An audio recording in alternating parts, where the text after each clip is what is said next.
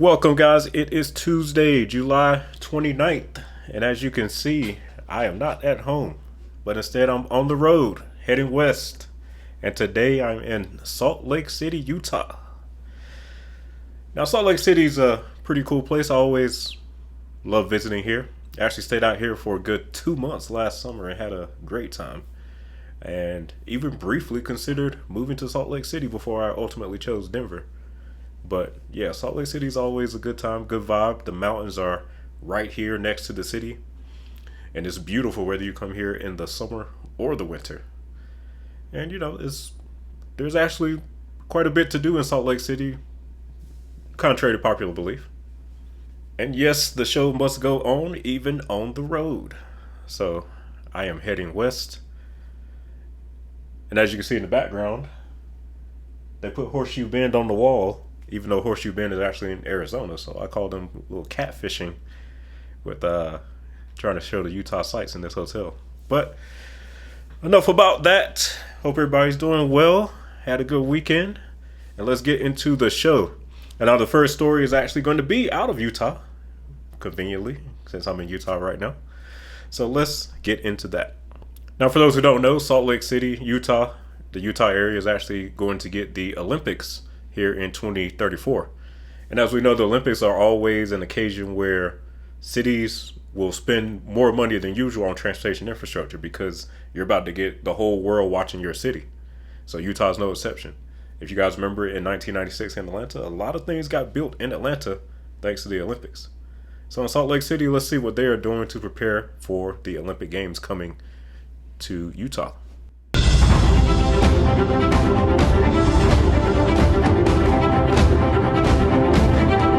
In 2034, alpine skiers are going to compete for a medal here at Snow Basin Resort. Drivers would like faster times too. I'm Fox 13 investigative reporter Nate Carlisle, and improving traffic flow up this mountain is one of the projects trying to reach the finish line before Utah's next Olympics.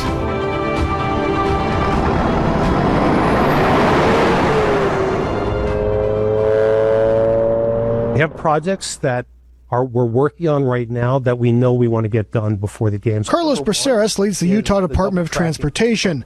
He's the team captain of the squad who will help more than 1 million spectators travel during the 2034 Olympics, and even more Utahns who will use the roads and rails forever.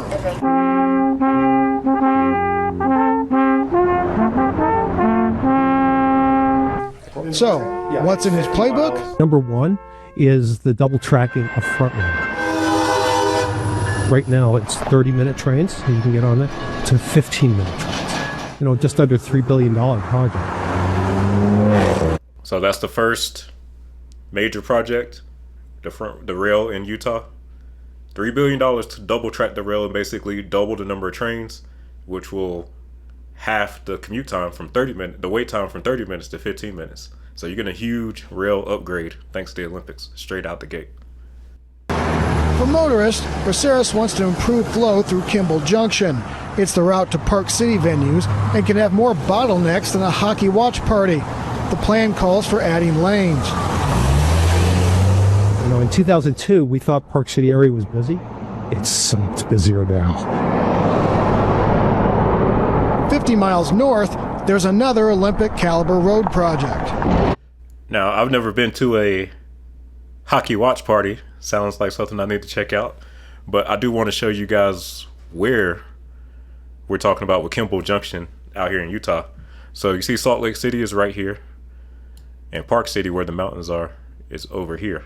So Interstate 80 often bottlenecks up here, Kimball Junction. This is the area where people come from Salt Lake City. Let's see what traffic is like right now.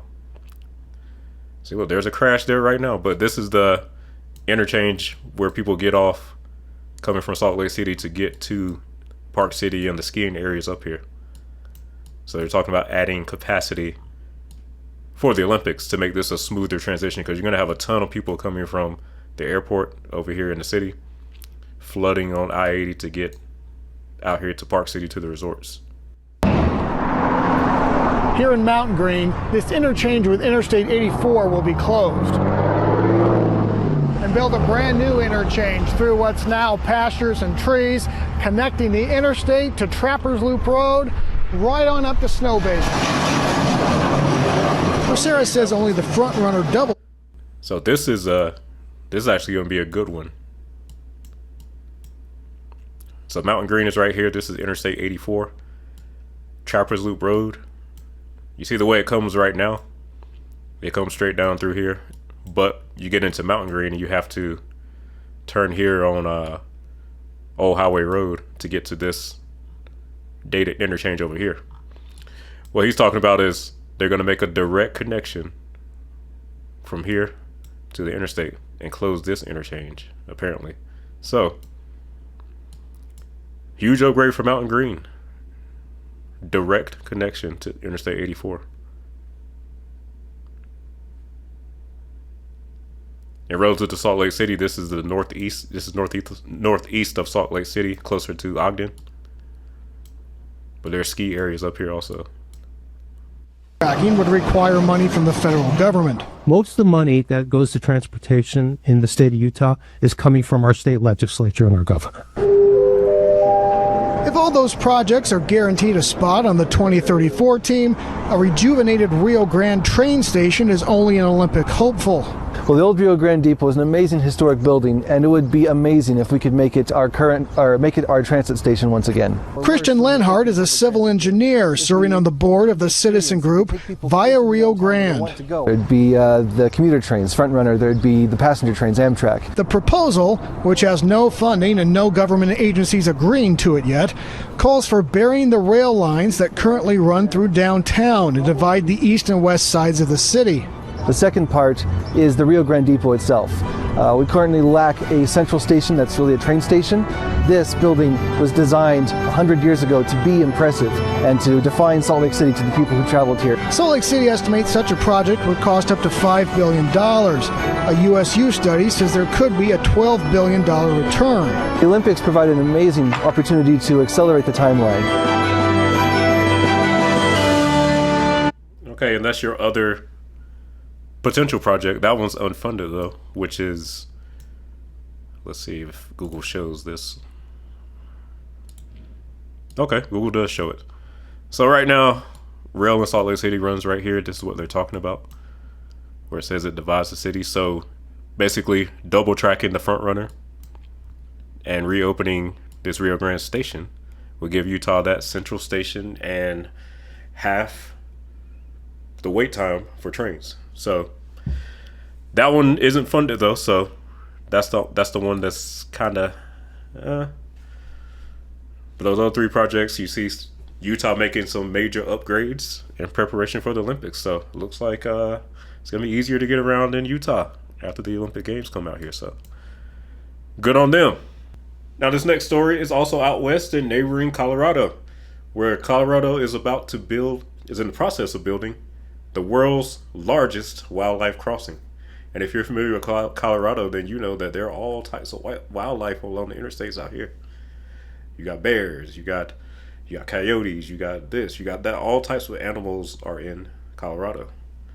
So it's only fitting that Colorado has the world's largest wildlife crossing on Interstate 25. Let's take a look.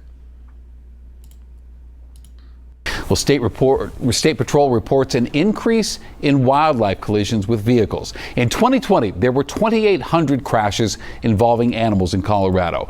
That number then increased by nearly 1,000 in just 4 years. And so far already this year, CSP reporting 1,600 crashes. There's a new solution on the way to Colorado, and it will be the largest of its kind in the world. Denver 7's Claire Lavazorio has an update on construction of the new wildlife overpass and is hearing from drivers eager to see it finished. Colorado drivers know they aren't just sharing the road with other cars. Oftentimes, animals decide to take the highway too. Deer, elk, turkey. Jerry Vargas is just one driver who tells Denver 7 he's had a close call. I had to swerve left and right to avoid a deer, and I almost flipped my vehicle. So far this year, Colorado State Patrol has responded to 1,600 crashes involving animals. Trooper Sherry Mendez says since 2020, the number of wildlife-related crashes has steadily increased. Everybody thinks it's just in rural areas. No, it's everywhere in Colorado, and we're here to warn people to be more cognizant of the roadways because wildlife will come into the metro area. But a solution for safer shared roads is on the horizon. What will become the world's largest wildlife overpass is halfway finished. This was very much needed in this area where we had previously been seeing about one collision a day. Stretching across I-25 between Monument and Larkspur, CDOT says the Greenland Wildlife Overpass will reduce animal and car collisions by 90%. The bridge will span 209 feet across 6 lanes of traffic, offering elk, moose, and even bears a safe place to cross. We're going to see that this is going to end up being a model for the western United States. The construction team says the project is ahead of schedule, and the overpass will be open for animal traffic by the end of the year. Well, how about that? Ahead of schedule. When's the last time you heard of an infrastructure project ahead of schedule? And under budget. Wow. Okay, you got to give Colorado DOT some credit for that. A rare feat indeed. So this is going to be south of Denver. It's going to be between Denver and Colorado Springs up in this area. This is 6 lanes of 25 up in there. So yeah, way to go, Colorado. World's largest wildlife crossing. I'll definitely check that out at the end of the year when it is complete and maybe give you guys some on-the-ground footage. All right, next we're going over to Oklahoma. Now, you guys saw some of my state of infrastructure videos about Oklahoma, and I actually got one more to drop. I'm going to drop it this weekend finally and pick up back on that. I got to talk about Lawton. But the common theme on my trip around Oklahoma was that it was kind of quiet and kind of boring. But a developer is about to change all that in Bricktown, which is the main entertainment area of Oklahoma City, with this massive development that is about to give Oklahoma City one of the tallest buildings in the country. And shockingly enough, Oklahoma City actually has one of the tallest buildings outside of... So right here, they're about to show you this new development that's going to maybe make Oklahoma City an entertainment destination. So let's see what's going on out here with my Okies. As Kylie Thomas reports. Yeah, that's right. The boardwalk at Bricktown was first announced back in 2023. Now developers say they're ready to make it happen. The boardwalk at Bricktown is coming. I think it's going to be... Now first look at this thing. Is this... What do you guys think about this giant, tall spire building just in the middle of Oklahoma City? Do you think it looks out of place, or is it going to fit in well with the skyline?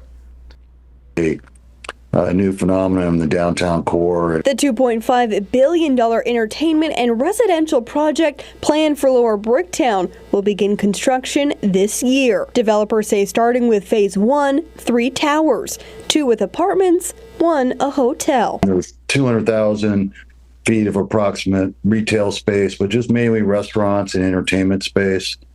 A little bit of retail store. At 5 million square feet, the boardwalk at Bricktown will be one of several major development projects planned to hit downtown OKC in the next few years. From the new professional soccer stadium and sports district to the new Oklahoma City Thunder Arena. We want to be open before the Olympics come to town. But what about plans for the country's tallest tower? The project includes the proposed Legends Tower, which would dominate the OKC skyline at nearly 2,000 feet tall. Phase 2 is what we refer to as Legends Tower, which is the 1,907-foot tower that everybody's been talking about, that we're still in the process of working with the FAA to get the height of the building approved, and that's an ongoing process.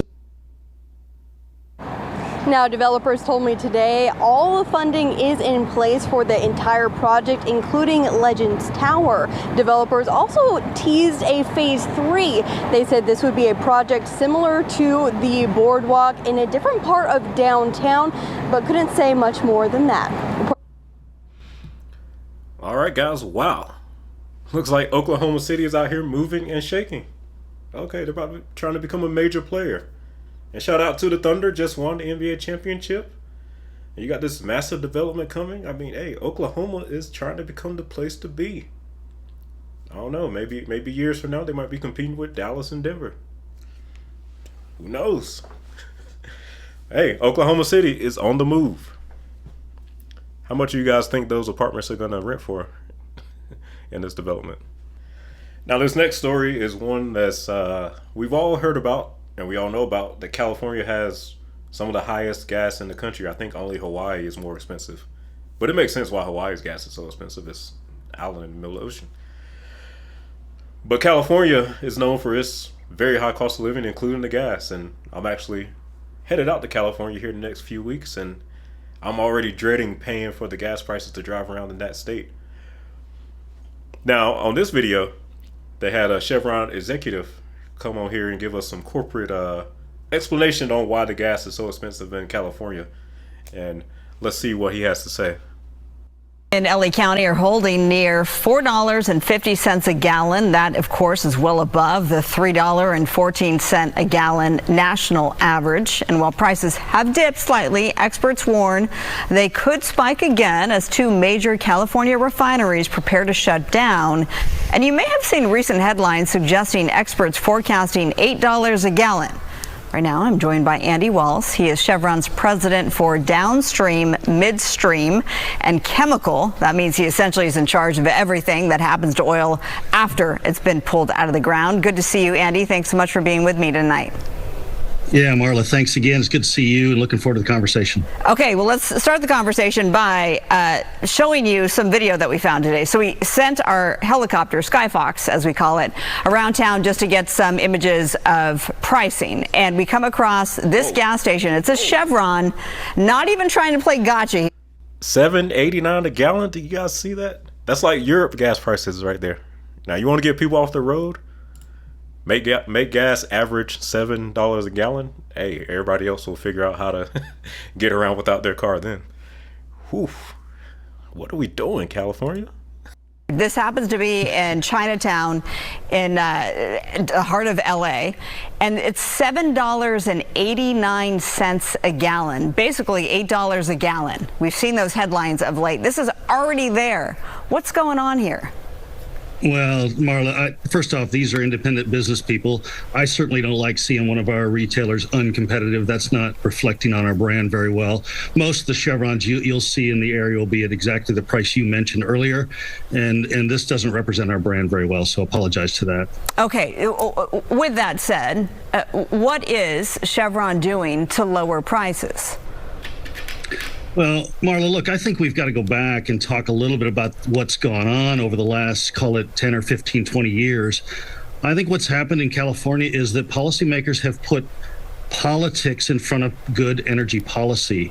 And we find ourselves in a situation where we have less supply today than we have demand in the state of California.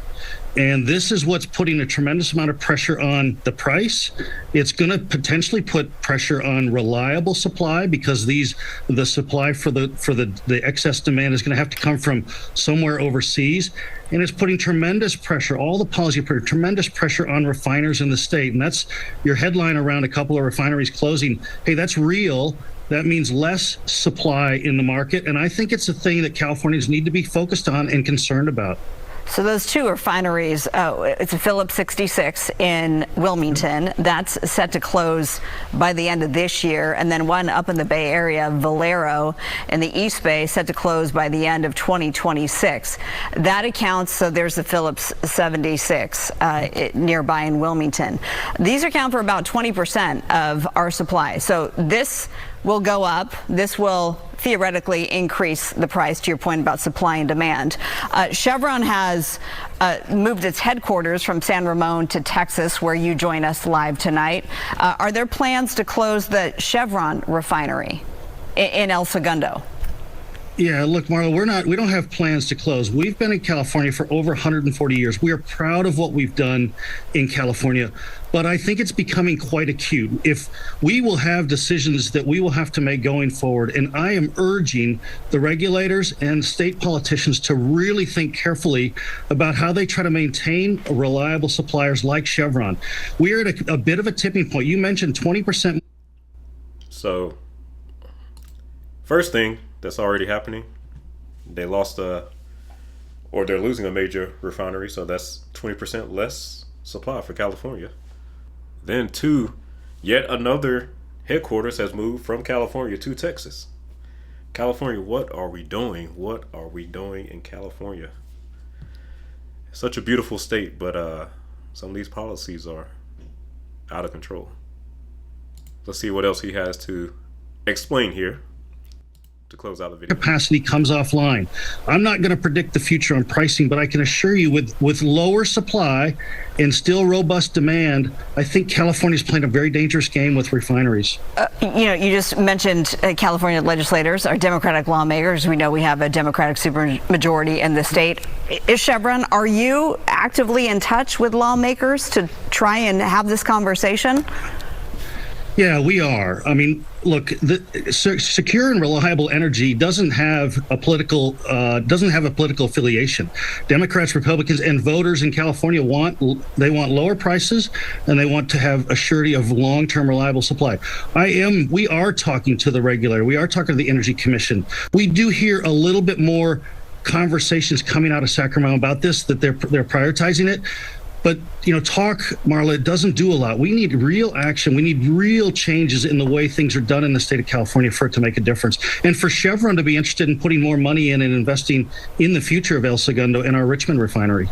We're out of time. What's your message to California voters? Yeah, look, I'm glad you took some time with us. This is an important issue. I'm glad you're asking. Reliable and affordable energy is something we take for granted, and I think it needs to have policies that support that so that companies like Chevron can keep investing and stay in California. All right. Well, unfortunately, I don't see the gas prices going down in California. If anything, they're going to go up, and that's just part of the cost of living in California, because in the state, I mean, what's the incentive? What's the incentive to lower the prices? The politicians in power in California are going to stay in power anyway. So, unless the voters vote for some type of change, I don't see things changing in California. As far as gas prices, you just got to suck it up and pay, or move to Texas. And all right, guys, that's it for today. Just a real quick 4 stories.